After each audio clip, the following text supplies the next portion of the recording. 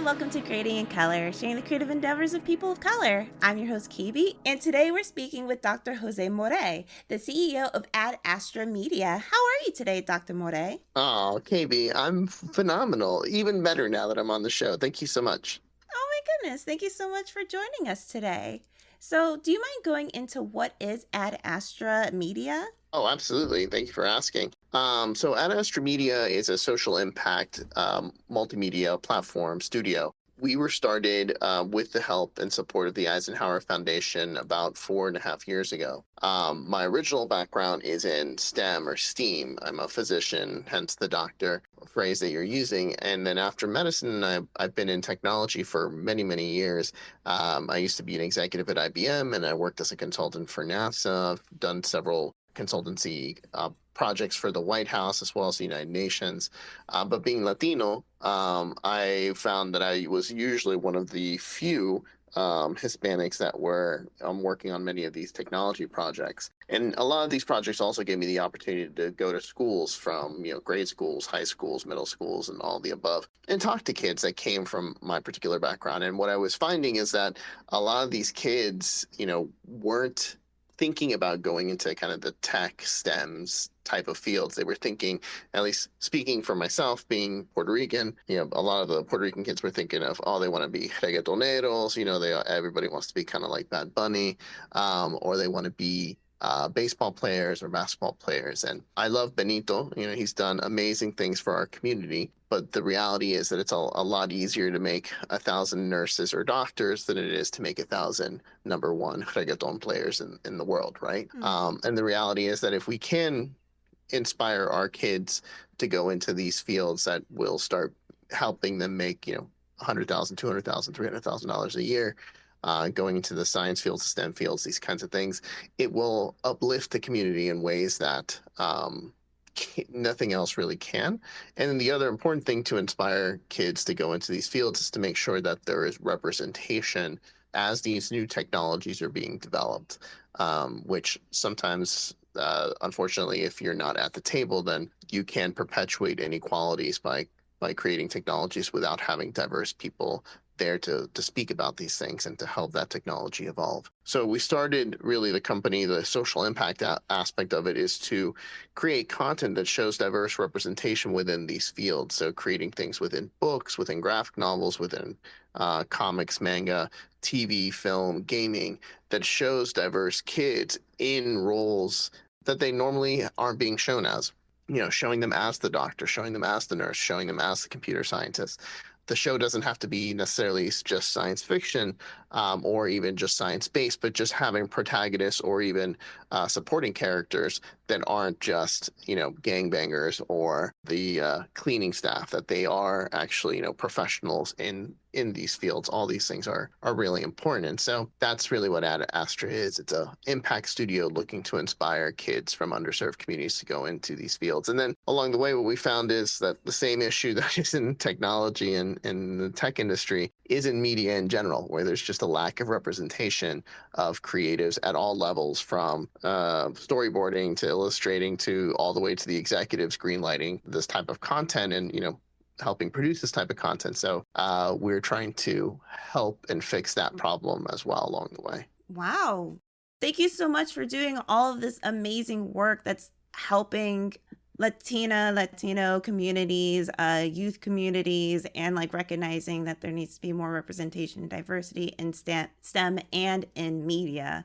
As someone who has not worked a STEM career but has worked in entertainment, just a shockingly low amount of people of color working in this industry. So I think what you're doing with Ad Astra is simply amazing. Thank you so much. Oh, you're very welcome, and thank you for doing what you're doing and being a part of the village, because it takes every single person working together to really make a difference in what you're doing, both in the creative space on a daily basis and even with your podcast, like getting your voice out there. It may seem like it's a small, I know before this you were talking about how this is just maybe a quote unquote small podcast, but every single voice matters, and every single voice may seem individually small, but once all of us are speaking together, those voices get louder and that ripple becomes much louder, and that small voice eventually becomes a large shout. And so it's important. So don't sell yourself short when it comes to that. Oh, yeah, you're so right. So tell me more about some STEM careers and why do you think it's important to, besides some of the points that you made earlier, why is it important for us to continue moving forward and encouraging our children and maybe some people looking for career shifts to consider STEM? Absolutely. Well, first, I really like to use the term STEAM more than STEM. Oh, Um, sorry. no. But I think it's an important distinction because I feel like we tend to forget the importance of the arts in everything that we do. Whether it's creating a new piece of technology or creating a new ecosystem or a new way of doing things, it's that I feel like the artistic component is the human component. It makes you not forget why it is that you're doing what you're doing. And I feel like kids of color and people of color, specifically because of the way the struggles that most of us have had to face in one way or the other, that human component is really at the forefront of everything that we tend to do. And, everyone comes from a certain degree of privilege, but a lot of us come from a large degree of hardship. And I feel like those unique experiences that people that have lots of privilege don't have to experience, they don't bring that hardship experience to the table. So when they're developing something, they're not taking those things into consideration. Whether, it's a new AI system, whether it's a new phone, whether it's a brand new piece of platform, of hardware that's being developed, understanding that when things are being created, we should be considering all of us, and especially the least of us. And if we don't have those voices at the table, then how will those things ever be considered? And then the other aspect that's important is that these fields are generating large amounts of economic upward mobility. And if we don't inspire our kids to be a part of those fields, then the income inequality that has been getting worse over the last 5 to 10 years, it's only going to increase. And that's especially exacerbated when we've seen things like global climate change or global pandemics, when it's unfortunately always falls on the least of us, people that have to work typically, front end jobs that are considered super important when these things kind of happen. But it Mm-hmm. causes people from our community to have to be going to work day in and day out, and they can't work their nice jobs from the comfort of their own homes just over the internet. They actually have to be out there in the trenches every day, and those kind of front end jobs are going to be becoming more and more dangerous. And so if we don't inspire our kids to be able to have the capability and the capacity and the skill set to be able to work jobs that are flexible, that don't require you to be there day in and day out on the front trenches, then it causes people from our community to be, facing the lion's share of the burden with things like climate change and global pandemics and things like that. And then also, it's when going back to the wealth generation, it causes not just upward mobility, but it helps increase that generational wealth development, which again, unfortunately, has been lacking within people of color and our community. So this is Yeah. all these things are why we are doing what we're doing. Not only are we looking to create great content that really inspires everybody and that speaks to everybody, but along the way we want to speak truth, and we want to put those tidbits of information so that kids see themselves. And you see it in everyday life. I mean, Mae Jemison, the first African American woman to go to space, she talks about how just seeing Uhura on Star Trek, the only Black character out of the entire cast, one Black Mm-hmm. character inspired her to see herself in that character and say, hey, I want to go to space. And those things have ripple effects. When you put in representation, when people can see what they can be, it opens up their imagination and starts planting seeds of dreams of what they can do in the future, what they can be in the future. And all those things are important. So, those are the types of things that we're focusing on, and that's why we're doing the things that we're doing. Amazing. Let's discuss some of your upcoming projects. Sure. Earlier, before we started recording, you mentioned Space Racers.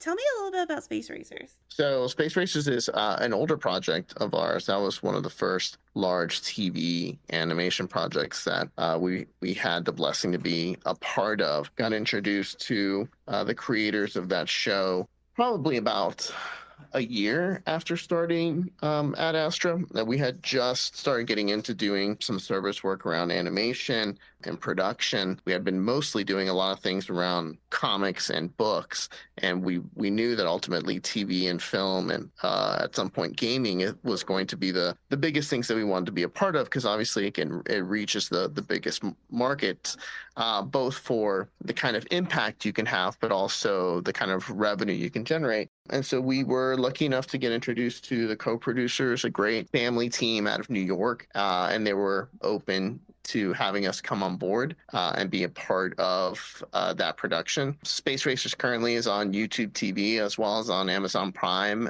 We're also on Roku, and we have a lot of content, also ancillary supplementary content that's not just entertaining but also educational. That's on the website. If you go to spaceracers.com, you can see all of that. And then some of the new content that we're working on for the coming year, we just released a new tween kids book called Terra Warriors, which has a diverse group of kids that are defending the planet, and they all each get a different power depending on what kind of environment that they're protecting. So I would encourage everybody to pick that up. It's available through any kind of e-commerce like Walmart.com, Target.com.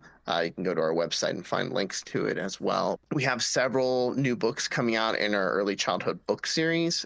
So we have Goodnight Little Nurse that's going to be coming out, and that's going to be one of our first characters that actually has, so we like to show all forms of diversity, and that character is actually going to have vitiligo to show, all sorts of characters, that we all come in all sorts of sizes, colors, and abilities, and that anyone can be a scientist or a nurse or whatever. So we're really excited about that character. And then we have several more books that are going to be coming out in that series over the course of the year. Our Intergalactic Academy, which is our longest running graphic novel, which is freely available on Webtoons, but we also have additional for purchase content on our website, comes out every month. So that's super exciting. We're going to be developing our first YA novel in partnership with Professor Latinx. His name is Professor Frederick Aldama, which some of your audience may know, more popularly known as Professor Latinx out of UT Austin, previously out of the Ohio State University. That graphic novel is going to be called Labyrinth Born, and we're going to be making some announcements here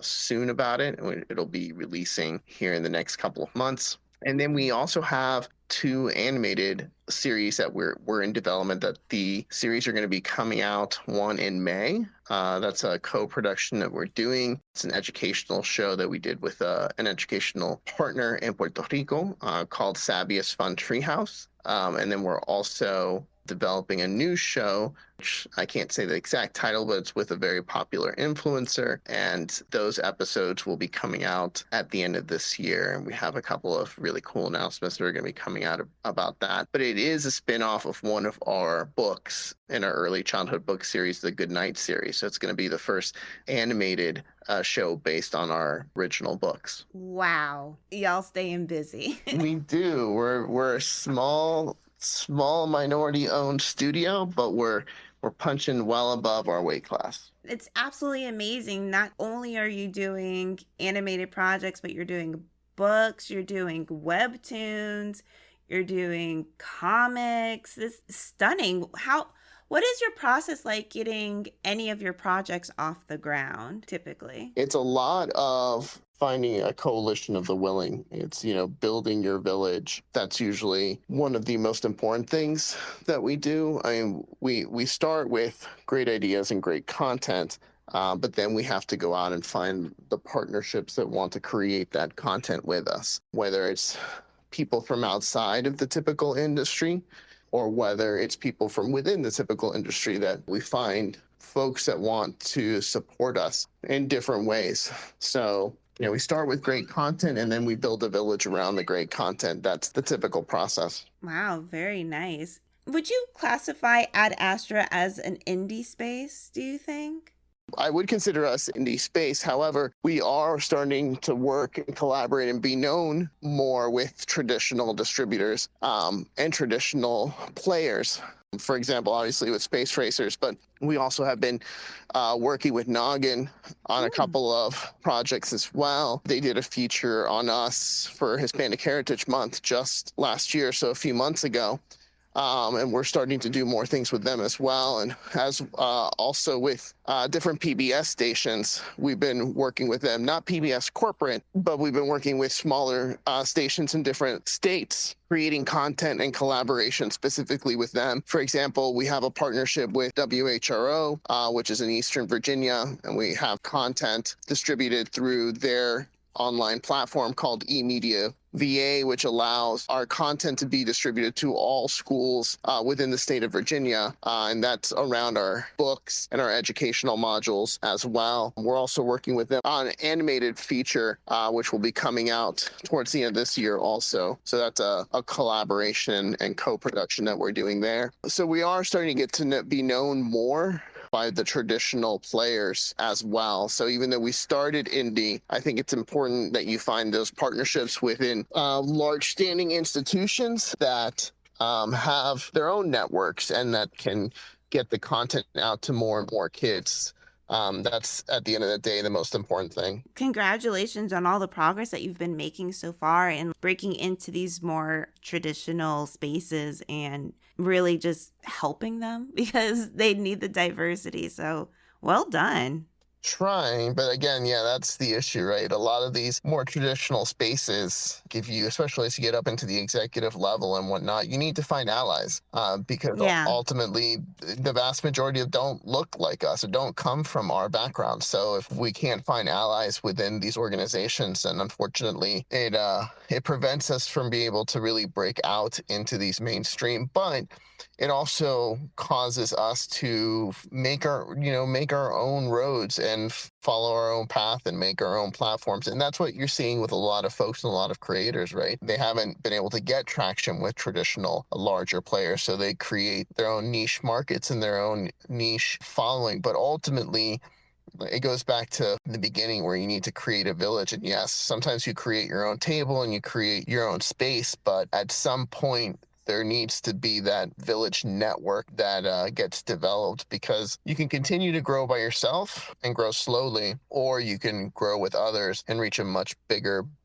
audience. And ultimately, if you're trying to have an impact on the world, you need to have as many eyeballs that sees the content that you're creating to be able to have the greatest impact that you possibly can have. Yeah, 100%. Well, tell me more about yourself, Dr. Morey. I'm originally from Caguas, Puerto Rico. My father's Dominican, my mom's Puerto Rican. I was born in Puerto Rico. I left when I was very young. I was about 6 years old when I left, but I would go back every summer to spend the time with my grandmother. So, every summer during grade school, I'd spend 2-3 months out in Puerto Rico, and grew up very much in a bilingual family. I only spoke Spanish at home, would speak English when I'd be at school. Grew up with that mentality. My father immigrated here from Dominican Republic, went to Puerto Rico. That's where he met my mom, and that's where the family started. But always had that very typical immigrant mentality of working hard and trying to improve things for the family, and making sure that as you moved up, you made sure that you pulled up people behind you and that you pushed up those ahead of you kind of concept. I did well in school, so being from a typical immigrant family, the choices that were before me were kind of like engineering, law, and medicine, and those were pretty much the three that were pushed because I did well in school. And decided to go into medicine, still practice medicine part-time, not full-time. I left full-time medicine many years ago, but have continued to practice part-time, especially due to COVID. And when that started, seeing that, I had a skill set, wanted to make sure that I gave back and that I helped. And I honestly see what I do within media as an extension of my medical practice. It's something that I can do that will reach and touch more lives and heal and help more people than I ever could just as in straight clinical medicine, because the content you create, kind of like that Mae Jemison example, it has ripples, right? And just like, Miss Jemison herself, had an effect on other kids and other people just from that one character of Uhura being on Star Trek having an effect on them, it continues. So if we have, if one child sees a show or hears a podcast or reads a comic or a book or plays a game that causes them to dream about what they can be in the future, and then they have kids or they show it to their friends, it just continues on, and it will continue on even beyond us, the creatives who create it. Once we pass, that content stays out there forever, and we can continue to have a positive influence in the world. There's plenty of people trying to have a negative influence in the world, and if we don't fight together to push against it, that negative influence will perpetuate, and so we need to have our voices out there as well. We tend to forget that just because we may not want to be in the fight does not mean that there is not a fight going on. Yeah. Those are kinds of things that a little bit about me. I believe in equity. I think there's a big difference. Obviously, I'm not saying anything new between equity and equality. And I believe that we need to be a voice and we need to be an ally to those that are not like us. We tend to forget, I'm a white passing Latino, so I understand that being a male and being white passing gives me privilege that other people have not had. And it allows me to be in spaces that perhaps someone else that doesn't look like me would not have. And it allows me to have privilege that others have not had the opportunity. And it doesn't, again, going to that statement I said before, that we all have a certain amount of privilege to different various degrees, whether it's a little or whether it's a lot. We have to remember that we have to be allies to everyone.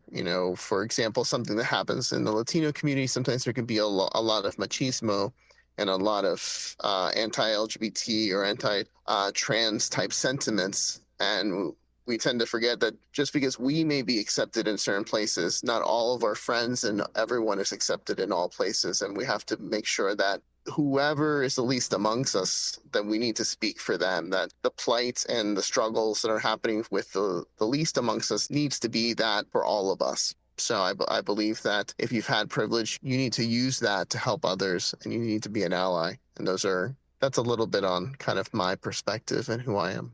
So how did you get into Ad Astra Media and why? Yeah, it was really because, I had success when it comes to my career in technology. And as my success continued, over time, I would find myself working on these really amazing projects. But then I realized I'd be the only Latino on these projects, or I'd be the only person that came from any kind of underserved community, sometimes on these enormous projects. And at first, and I think many people can have had similar experiences, at first you're kind of filled with a sense of pride, right? When you're the first, whether you're the first woman or the first Hispanic or the first Black or the first gay or the first whatever to do X, Y, or Z. There's a sense of success and a sense of pride there.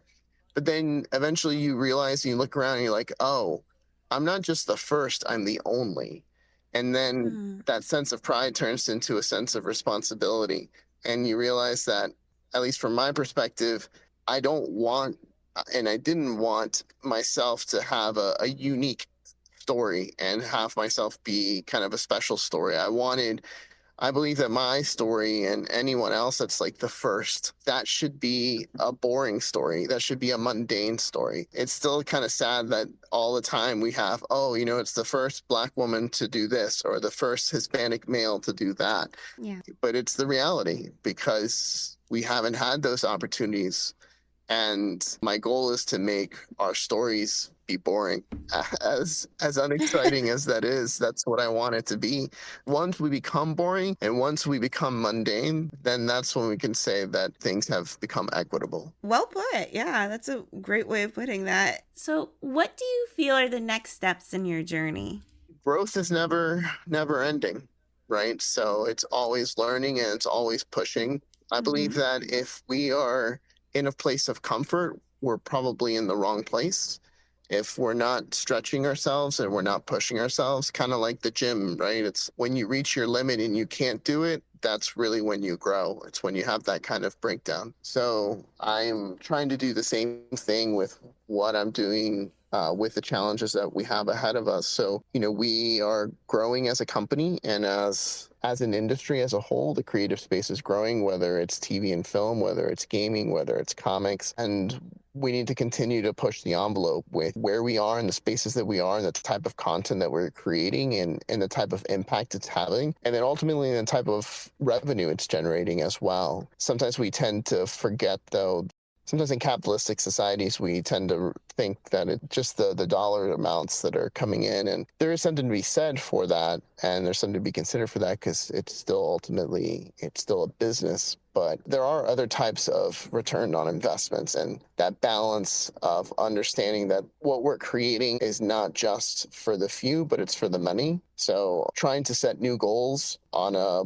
yearly basis, on a monthly basis, on a daily basis, goals for the company, goals for myself, goals for the creatives and the people within the company, trying to make sure that we're all growing and we're all supporting each other, because we keep getting bigger and bigger, and making sure that we don't lose sight of what has given us success up until this point, and making sure that we not just continue to succeed, but make sure that we continue to take care of each other as well. Lovely. Well, I look forward to Ad Astra becoming even bigger and larger and doing even more good than it is now, which is a lot.